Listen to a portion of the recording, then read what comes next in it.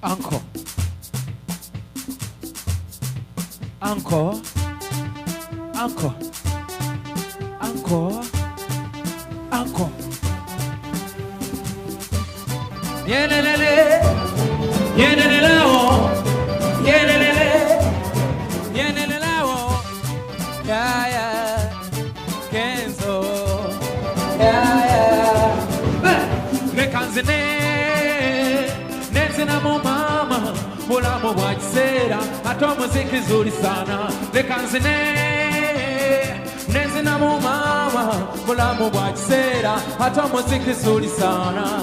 Sicharosi, sicharosi, sicharosi, dibosi, sicharosi. Dance, dance, clap for me. Everybody clap for me. Aye, clap for me. Africa, clap for me.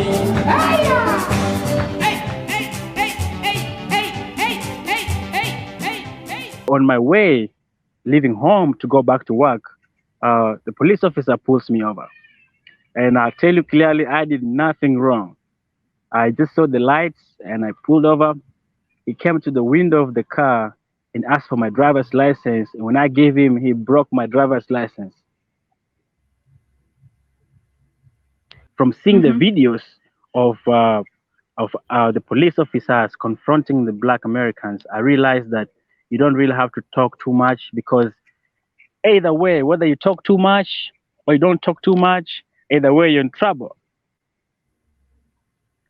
At that point, I tell you for a fact, I was freezing. I said, this man was looking so angry in his face.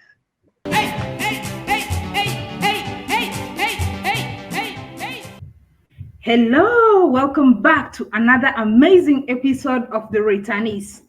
Today's episode is going to be very exciting and pretty different.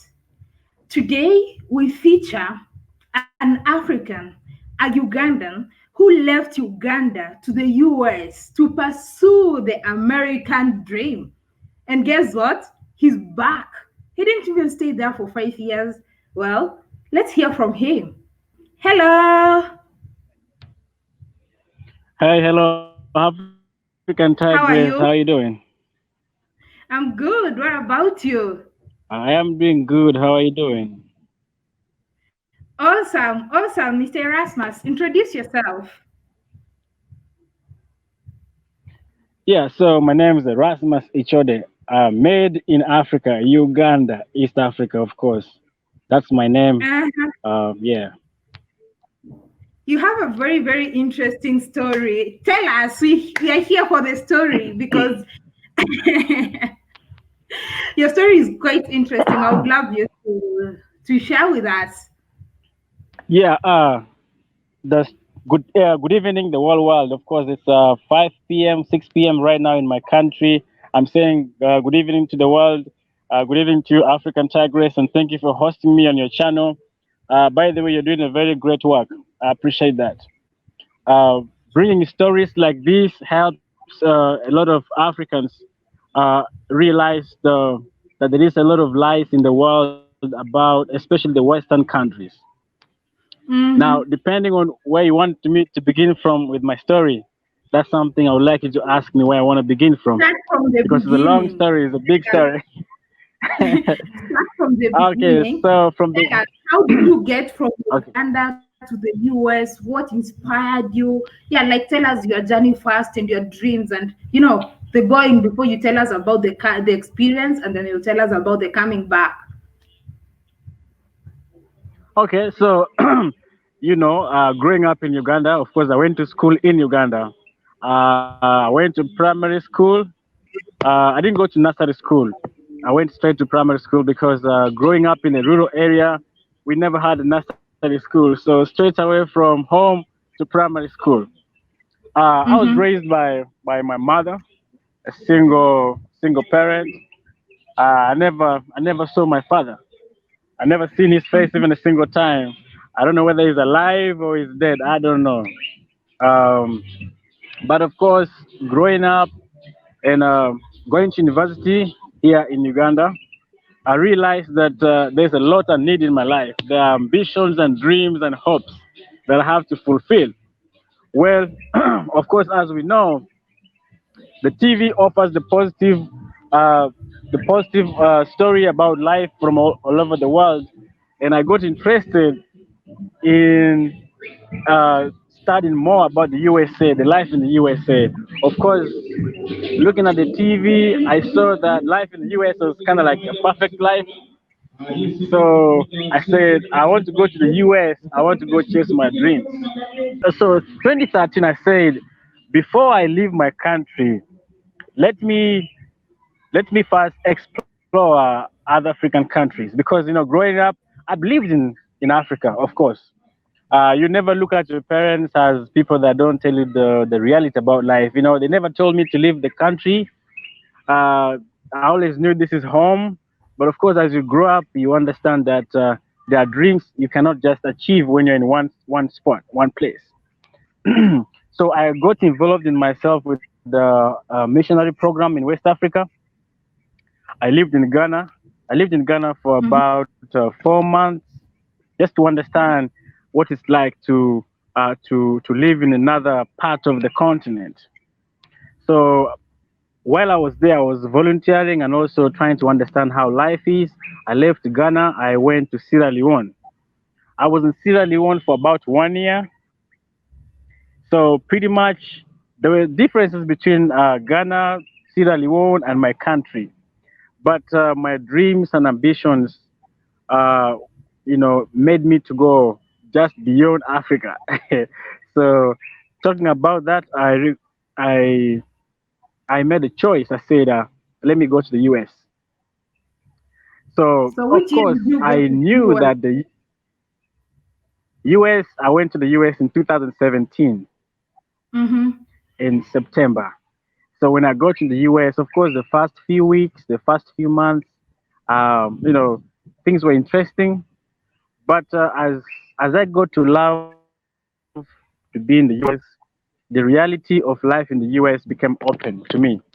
It became visible Mm-hmm. to me. So first of all, I would tell you this African tigress, the most difficult part for me was being a black person, and I only realized I'm actually black when I went to the US. Mm-hmm. Growing up in my country, I never knew. I knew just I'm a human being, and I knew, I didn't know that I have to be black. I have to be this kind of race. But when I went to the US, um, I had I had experiences, my own experiences. You watch the news and they say the police, they shot this black man and he had nothing, or he had no gun, no weapon, but they killed him. And of course, my friends, black Americans, telling me, man, why did you come to America? Why did you leave Africa and come here? We are trying to go back home. You know, we're trying to Mm-hmm. come back to Africa, but you're coming here. Like, can you tell us why you came here? I say, I came to explore and see how to achieve my dreams. Well, that picture of American life every single day became very clear to me, and it made sense that being a black person, America is not where we belong. Mm-hmm. So my own experiences, like with the cops, with the fellow, white people, like treat me differently. I came to a realization that America is not home. I need to go back home because I realized the life I lived back in my country was more fulfilling. I was happier. Uh, I was loved for who I am. I wasn't hated because of my color. I tell you, African tigress, the most sickening part about life is knowing that you are hated because of how you look. I could not Wow. process that in my mind. I could not understand it. I was asking myself, how comes another human being hating another human being even to the extent of killing them just because of the way they look like? Remember, Wow. that was very new to me. I never had to experience that since I grew up. So that was like a punch to me, straight to my face. You know, I Wow. remember one time I was coming from work. I was going back home. I wanted to go cook for my food. Africans love cooking their own food. So I left my workplace. I went home. So on my way, leaving home to go back to work, the police officer pulls me over. And I tell you clearly, I did nothing wrong. I just saw the lights and I pulled over. He came to the window of the car and asked for my driver's license. And when I gave him, he broke my driver's license. He broke Wow. it. Why? And to me, he had he told me I am using an invalid driving license. But that's that's the license I was given by the DPS, the Department of Public Service. I'm a legal immigrant. I went through the proper way. I'm a resident in the US. So he told me, now him telling me I was using a fake driver's license, I wasn't understanding what he meant. I said, sir, this license was given to me by the authority of Texas because that's where I live. That's where I lived before I came back home. At that point, I never knew how to react, how to say certain things. Only what I knew was that I don't have to talk much. From seeing the Mm-hmm. videos of the police officers confronting the Black Americans, I realized that you don't really have to talk too much because either way, whether you talk too much or you don't talk too much, either way you're in trouble. At that Wow. point, I tell you for a fact, I was freezing. I was freezing. I said, this man was looking so angry in his face. Was looking so angry. That's the time I realized, man, this is not what every human being is supposed to go through in this life. This is so unfair. It's so sickening. I don't even know why he broke my driver's license. He told me, don't move, don't move from that spot. So, Mm-hmm. African Tigress, the police in Africa are not like the police in the US. The police in Africa, I guess because we enjoyed like black to black privilege, I don't know. But I felt I was in a very dangerous situation and I didn't know what to do. For a fact, I never knew what to do. Wow. Um, that was, I think, the most scary part about life. And now, from that time, I was becoming afraid. I said, how do I live? How do I live and achieve my dreams if this is the type of life I have to live through? I said, I need to go back home. Hold on. So At before you home, come to the point of coming back home, when you went to the US, what were you expecting to achieve? Like, which is that dream that you had? Like, what did you think your life was going to turn out to be? so first of all, I wanted to be a doctor, and I wanted. I knew that I couldn't afford to go for like a medicine course here, and even if I went for a medical course, I couldn't probably get the dream job. So basically, I wanted to get good education, better life. What I mean by better life is being able to actually live a normal life like a human being deserves. You know what I'm saying? So these were my dreams. These were my hopes. So I thought America would give me that opportunity. But to my realization, that comes with a very big sacrifice. Like you sacrifice for your life, for your dream. That doesn't make sense. Chasing for your dream at the expense of your life, it does not make sense. So from that time, and with of course other experiences that I've had, with people that just hate black people. From that time, I started to make my mind. I say, you know what? When I was home, I wasn't exposed to people that hate me because of my skin. I also knew that I had a house at home.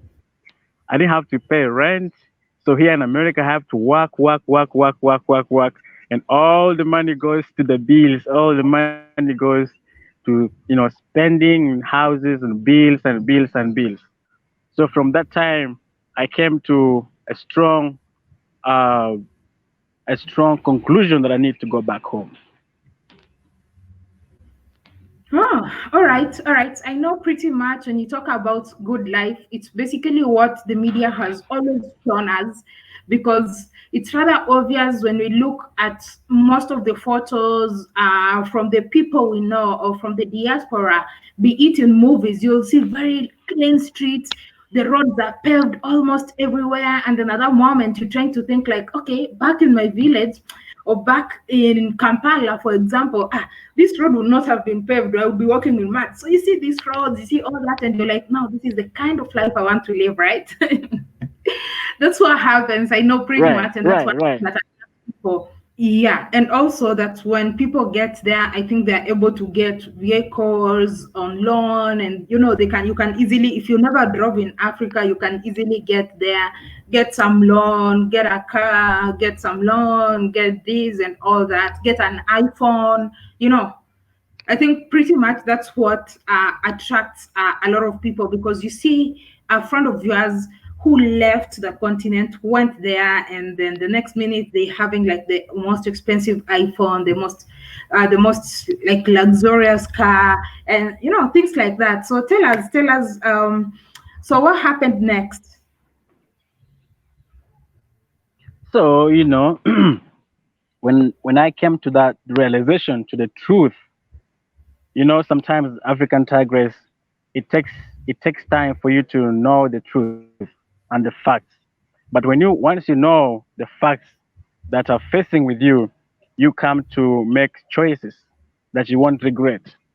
From that moment when I realized that, man, what I saw on the TV was not was basically, I would say, a lie. You know, I see I see that I saw people like sleeping in the streets. I saw homeless people.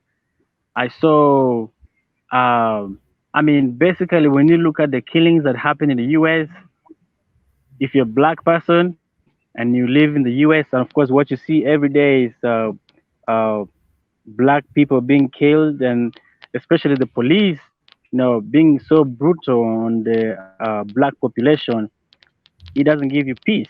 It won't give you Mhm, peace that can enable you to live a like a normal life.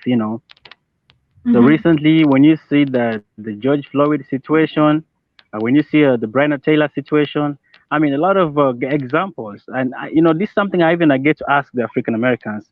I'm like, how do you guys do it for all this time? How are you able to like live under these conditions? I salute my my African Americans. I salute you so much. I think you're very strong people, and I made most of them my friends, and they taught me how to, live in a situation. But there's no better way. There's no better way mhm, as African American or Black African in America. There's no better way. I tell mhm, this to the African brothers and sisters who are in the US whom I meet. I say, come to Africa, come and buy land, come and invest in Africa. All the things you do in the US, you can come do them back home here, and we can win. We can win together as a continent. We can win together and as individuals. mhm. Okay. Question. Did you tell your friends on the continent that you had made up your mind to come back, and what was their reaction? Oh, I tell you, they were not happy. They're like, "Yo, like, what's your problem? Why are you coming back to Africa?" I said, "I won't be able to convince your minds what's really the truth about life in America, but I'm coming home." None of them told me to. None of them encouraged me to come back. They told me, stay back. But I told them, when you come here, you get to live to the truth of everyday life, of American life. Okay, Mhm, but if you're back home, only what you see is the content given to you via TV, via media channels, and via other broadcasting corporations, and they lie. They lie to you what happens here. They never tell you the truth. Just like how the people in the Western world they view Africa, they have a different image of Africa, and I think Africans, I would say, we have a very big role to play in this. We have to portray our continent. We have to talk about our continent with integrity. we have to represent our continent in the very most positive manner. Because what we talk, what we say about Africa is what the world chooses to actually is what they choose to see. Okay, and do you regret the decision? No, I don't. I don't regret the decision at all. I'll tell you this, I don't. Even a single moment, I don't. I am home Oh, where I'm loved as who I am, and I don't regret. I don't regret at all. Moving from Uganda to the US, of course, is something I regret because it has put me many steps backwards. When I say that, I mean I should the things I'm doing right now since I came back. If I did them the time before I went to the US, I would be far. I would be far. Just put me yeah. steps behind because I tell you, if all the time I lived in the US, like the things I'm doing right now in my country, I wish somebody told me that, hey man, stay in Africa and let's develop Africa. We're not going anywhere. Let's remain here. Let's develop Africa. I think I'd be much for. So I regret leaving my country to chase for something that was not true. I regret that. But I don't regret So, leaving the US and coming home. okay, so tell us now you're back to Uganda. When did you move back to Uganda and what are you currently doing in Uganda? I moved back to Uganda in November last year, and right now, uh, me and my friend we built an application that's called ZuriTap. So ZuriTap is an application that enables the local businesses to get the customer base. You know, the problem we have in Africa is that people are hardworking, but there is no platform to help the people to maximize the ability of their businesses to prosper. You know what I'm saying? And so that's the problem we have in Africa. We don't have really systems that enable our local businesses to prosper. And because you know very well that the economy of every country is powered up by the local businesses. So me and my friend who built this application, and we say we're going back home, we're going to help our people with business. And when we do this, and if our people embrace this application, we're going to grow and we're going to be economically empowered, and we don't have to run away from our country. We're gonna stay in our country and develop our country whatever way we can. That's what I'm doing right now. And also, I built a school for rural mothers. So Wow. yeah, I built a school in my village where I'm training rural mothers in self-reliance skills like tailoring, motor mechanics, carpentry, braiding, hair, we call that, like braiding hair. Um, they're also learning how to make cakes. So I think I'm more happy being home and involved in the development of my country and my continent at large. That's really, really awesome. That's quite a tell. Probably it's something I would recommend every continent or Africa to listen to. So if you're watching this, kindly share out this video. Let us teach our brothers and sisters on the continent. If you have something going on in the continent, don't give up everything you're doing to go, pursue something you're not very sure or you're not very certain of. So what advice would you give to brothers and sisters on the continent who would want to go and pursue their American dream? My message to my brothers and sisters in Africa thinking to go to have a better life in America, I would stay home. And when I say stay home, I mean Africa. This is where we belong. We have to stay home, and we are the ones to build our home to the way we want it to be. Africans, if we come to the knowledge, to the fact that uh, going to America is not actually something that will develop either you or the continent. If we come to that fact, we will know that we actually have a bigger role. We have a bigger role to play in Africa than in the US. So anything you want to go do in the US, I would tell you do it in Africa, remain in Africa. Because one thing I know, the life you think it's you're going into, the people that in US or wherever you're going, they sacrifice a lot. They have to stay in their country. They never ran anywhere. I discourage my brothers and sisters from Africa to leave the continent and go away. Because if we run away, who's going to develop Africa? Who's going to represent Africa? So my advice is stay home. Let's do these things from home. And we believe in God, and that's true. Everybody knows it. We're going to win. What about the brothers and sisters in the diaspora? Let's say continental Africans, those who left and they are finding it hard to come home, or even the Africa diaspora who would want to come home. What would be your advice? So you can tell us, especially the brothers who left and now they are afraid of coming back home because maybe they've stayed there so long and they don't know how to come back. Where would they start? First of all, it starts with coming home to visit. Come back home and feel the spirit of Africanism. Come back home and feel the spirit of Africans. And that spirit will give you the positivity, it will give you the energy to make you come back home. Many African brothers who are in the diaspora who left, they even don't want to come back home for a visit. So I tell you, I've been in that position where I was fearing. I say, if I go back home, where am I going to begin with? Like, where am I going to begin from? How will I even start to tell people that I left America and came back home? But I tell you, you have to be bold in your decision, and I'm living as an example to you. Okay? When you feel like you're fearing, get the courage from me. I'm telling you, come back home. Everything will be all right. I believe in you. I believe in the African spirit inside you. How many millions did you come back with?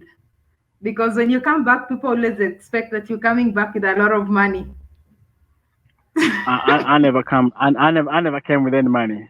I tell you, um, I never came with any money because all the money I worked for, it remained in the U.S. You know what I'm Mm-hmm. saying? All the money I worked for remained in the U.S. The life in the U.S. is like working, working, working, working, working, working, working until you die. You don't get time to African track race. You know how life in Africa is. You know how we relax. We know how sweet life is. Like we don't have to. We work so hard, but we also enjoy the meaning of life. In the US, it's about work, work, work, work, and die working. In Africa, we Mm. work too, but it's a different way of working. I never came with any money back home. The things, everything that we need, it's right here. Mm-hmm. Everything we want, it's right here. It's just us to have the encouragement, to have the strength to come back home and begin from wherever you begin from. Right. All right. All right. I And think basically. let me not forget to say this. This Uh-huh. one goes to my African Americans. Please do not listen to the lies that your media tells you about Africa. The life in Africa is different from what you see on the TV. And for you to prove this, you need to come home. You need to come to visit. And when you visit, you will know what I'm talking about. When you visit twice, you'll visit. When you visit once, you visit twice. So it begins with a visit. I love what my brother Akon said. He said a lot of African Americans they're afraid to come back to Africa. They're afraid to come visit because the image they have about Africa is totally different image. So that image for it to change, you have to come visit. Please come home to visit. All right. So thank you so much, Erasmus, for taking time to share your experience with us. I hope a lot of our continental brothers and sisters get this message, as well as our brothers and sisters in the diaspora. So I appreciate your time. I appreciate the time too, African Tigress. I want to say keep doing the work you're doing, keep inspiring Africans. I follow your channel. I got inspired so much listening to many stories about people coming back to Africa. And I said, I've been looking for an opportunity to get hosted on your channel. And so today, this has been fulfilled. I appreciate so much. All right. Thank you so much. Thank you so much for watching that amazing episode of the Returnee series. I hope you learned something. Don't forget to share out this video with our brothers and sisters across the globe so that this message can reach as many people as possible. And as our brother said, if you don't build your home, nobody is ever going to build it for you. So until next time, kwaheri. Why, double C, why, oh.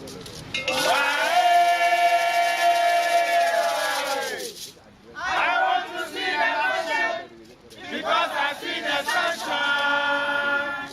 Why? Why?